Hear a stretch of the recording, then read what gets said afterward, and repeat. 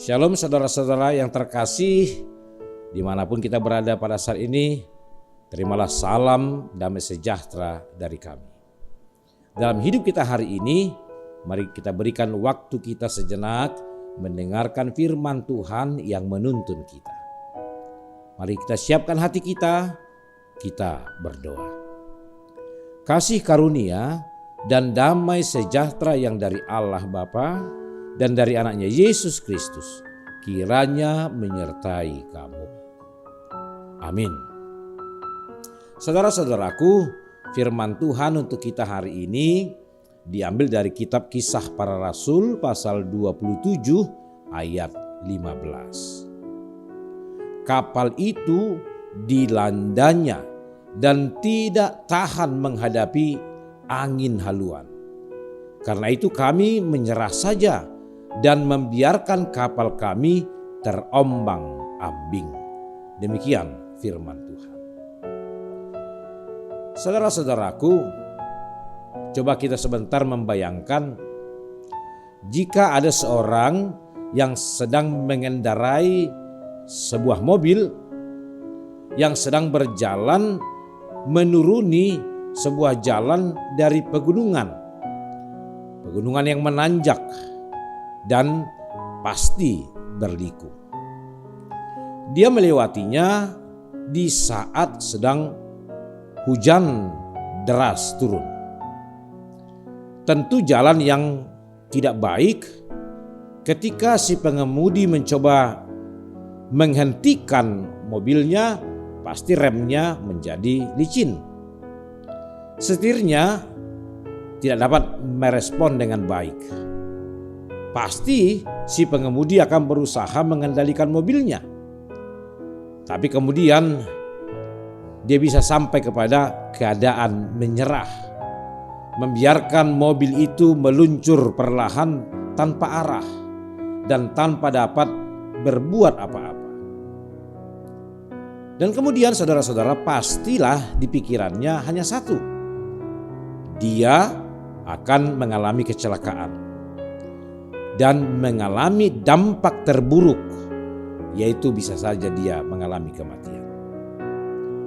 Saudara-saudaraku, sesungguhnya kisah tadi menjadi gambaran kehidupan kita manusia yang sedang berjalan dan hidup di tengah-tengah dunia ini.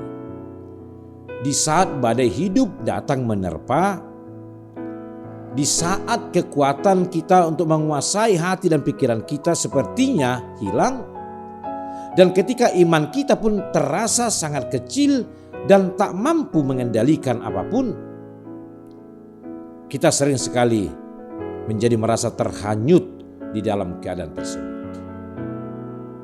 Namun saudara-saudara, dalam keadaan seperti itu, dalam pengalaman Rasul Paulus yang sedang menghadapi badai, apa yang dia lakukan?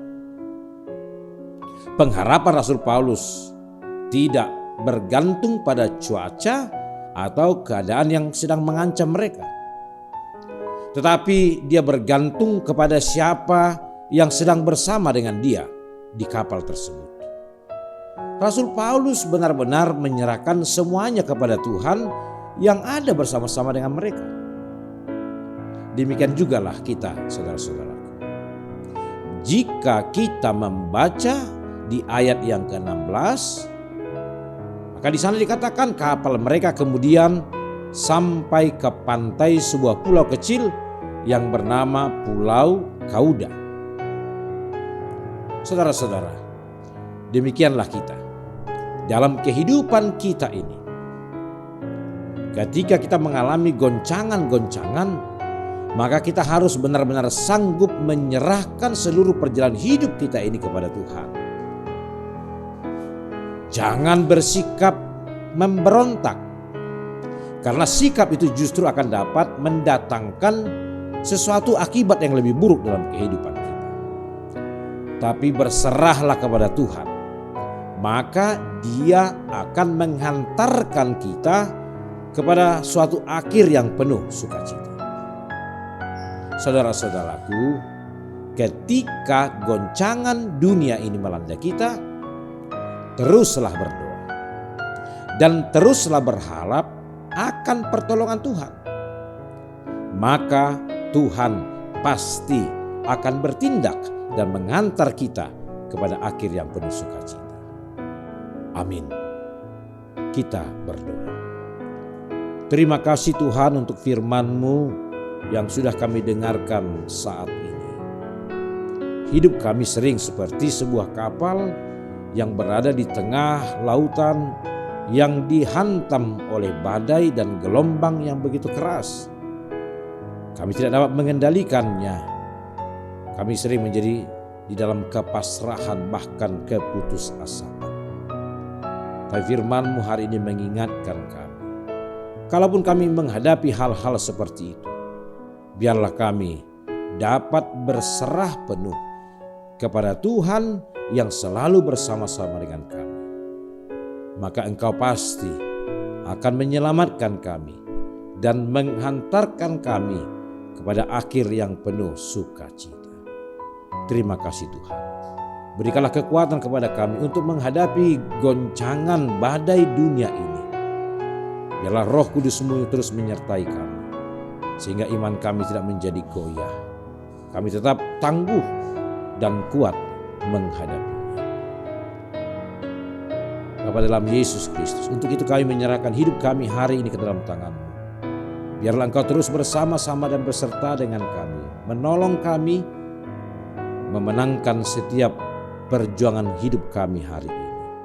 Jauhkan kami dari mara bahaya, jauhkan kami dari hal-hal yang mendukakan hati kami, sehingga hidup kami hari ini boleh menjadi kemuliaan bagi nama Tuhan. Kami berdoa untuk saudara-saudara kami yang sedang terbaring sakit, baik di rumah mereka masing-masing atau di rumah sakit. Lawat mereka ya Tuhan, dan biarlah kuasa penyembuhan daripada-Mu menjamah mereka, sehingga mereka boleh menerima kesembuhan yang dari Tuhan melalui tindakan-tindakan pengobatan yang dilakukan oleh para dokter di rumah sakit atau di rumah mereka. Kami juga berdoa untuk saudara-saudara kami yang bersuka cita di hari ini, yang merayakan pertambahan usia mereka. Bapa dalam Yesus Kristus, terima kasih untuk umur panjang yang telah Tuhan anugerahkan. Biarlah berkat-Mu akan terus melimpah dalam kehidupan mereka, melalui umur yang panjang, kesehatan, dan sukacita dalam kehidupan mereka. Terima kasih Tuhan, inilah doa kami, dengarkanlah karena Yesus Kristus Tuhan kami. Amin.